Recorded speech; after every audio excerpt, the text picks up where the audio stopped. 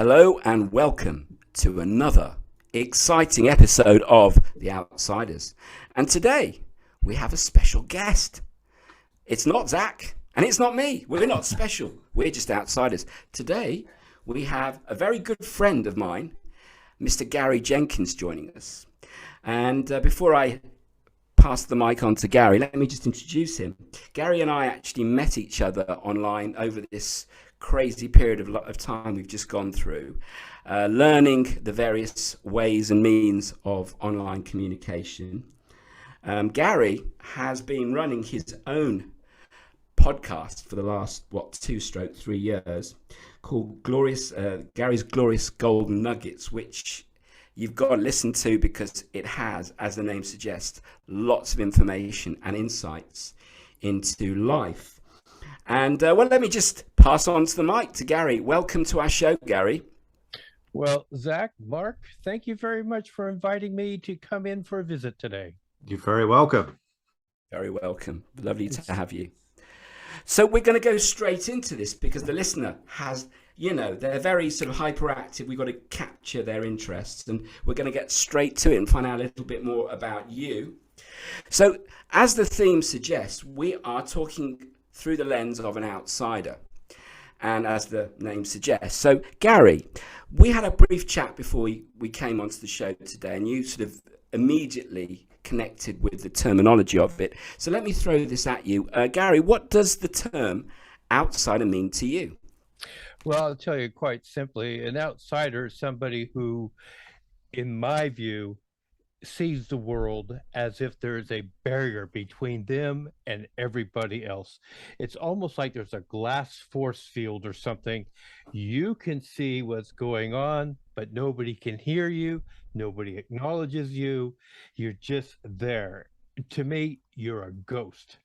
And this really kind of is how I grew up as a child, as an adult. I remember coming back. I was in the Vietnam era. I was in the military, but I ended up in Laos. Laos was a secret war.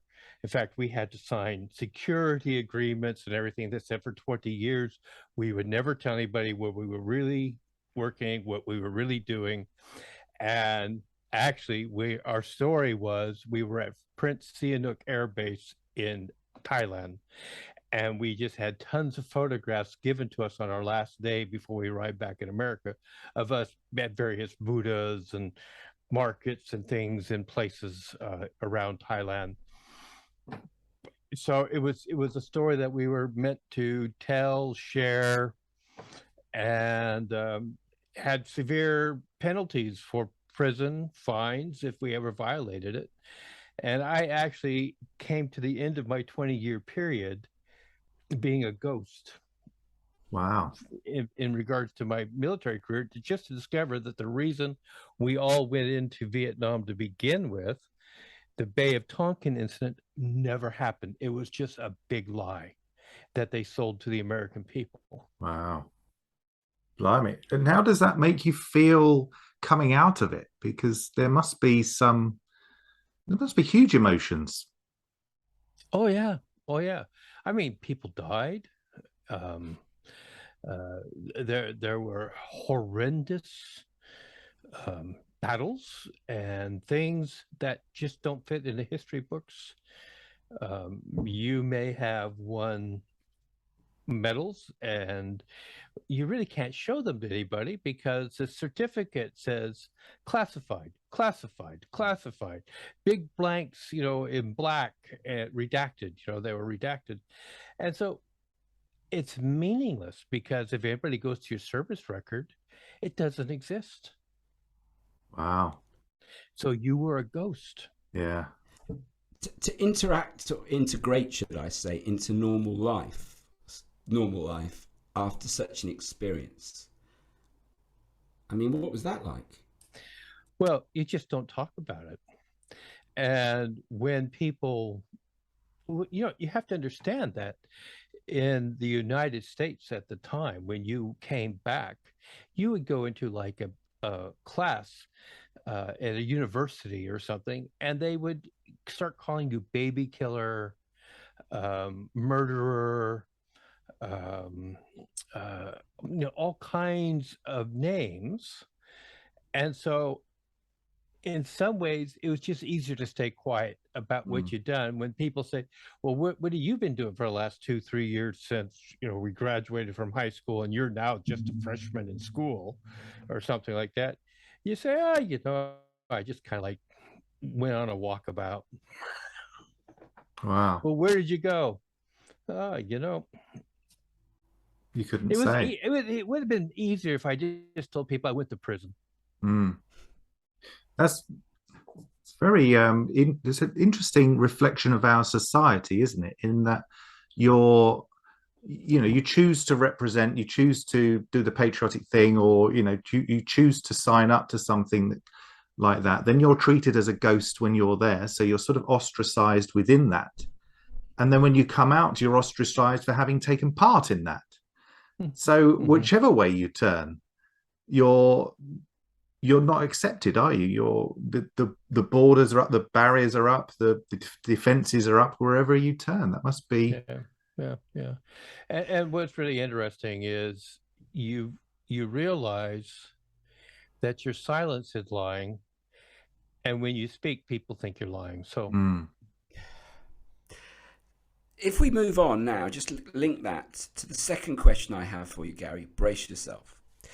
And that is how you would connect life or share an experience of life subsequent to all of this, when you've moved on from the States to either the UK or in Europe, wherever you've been in Europe. Can you think of an experience where, having got out of that immediate situation where you've gone into a new country, how you've integrated in a new place where maybe you don't have to live in such a rigid situation, and how being an outsider again has been part of your life? well, it's interesting because I don't really have the impact that came across, but it's like it rules your life because it was really a harsh reality that followed a harsh reality of what was my childhood. And so I was a ghost there. I was a ghost in my 20s. When I got into my 30s, I started my professional careers, my working in life, and all those kind of things.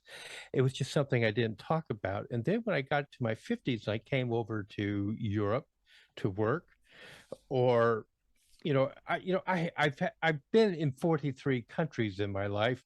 Many of them I stayed for more than 90 days. So I've been around, but it was never a topic of conversation because I didn't bring it up. Or if people say, well, what have you done with your life? I have done so many very interesting things. I could talk to them about that. But here is the crux of my life, if you think about it. In the United States, high schools every 10 years have a reunion where the kids that were in your high school class will all meet at some fancy buffet or something like that. Everybody will have a chance to talk. I went to my 10-year reunion. Nobody even remembered me from being in school with them.